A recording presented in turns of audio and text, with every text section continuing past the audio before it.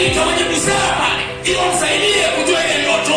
Akawaambia, nimeota ndoto, sina furaha mpaka sasa, naomba unisaidie.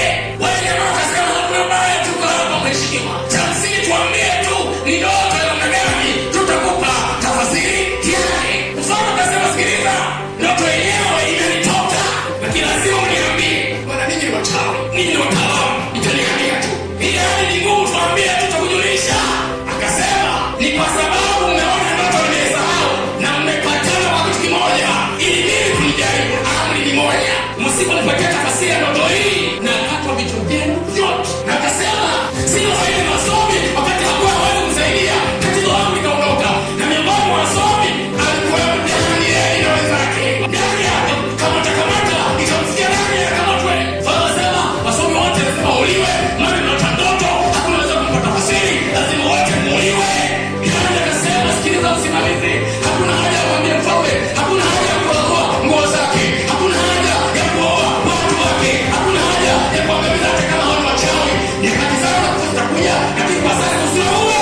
Niko Danieli, nitampa mimi tafasiri ya ndoto yake. Niko Danieli, na mimi Bwana nitampa jibu.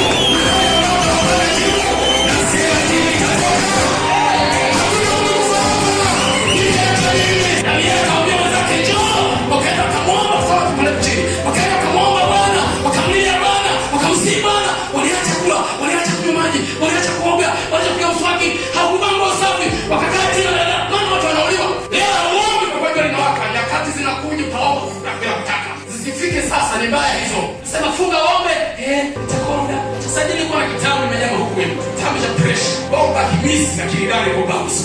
Roho Bwana kupendea na kuyajua haya. Utashinda hata kama watu wamekutenga. Mchungaji hayupo kukuombea, mzabaza hayupo kukuombea, rafiki yako kukuombea, utabaki na Mungu anayejua yote.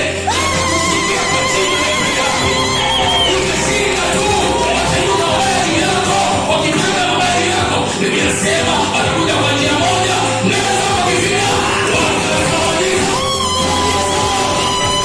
kila saa na hata watafika wataishia njiani, nguo zao zimenasa kwenye matiti, maana Bwana amepetosha kwa jina la Yesu.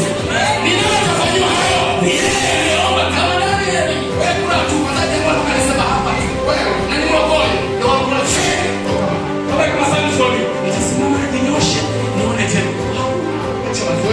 alipoomba Bwana akampa majibu, akamwambia aliyoko, sikiliza, nipeke mimi. Bwana amenipa majibu ya kumwambia yule mfalme aliyepaswa nguvu ya kuishi tena wakati ndoto yake imemsahau.